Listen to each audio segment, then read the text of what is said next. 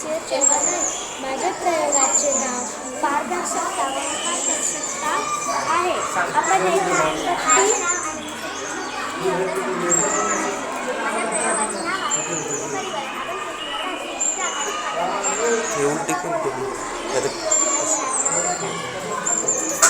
गाडी पण चेंज कर.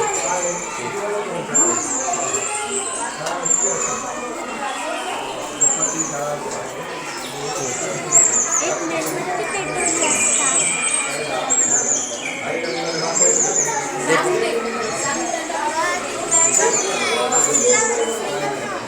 दुसरी रेकॉर्ड.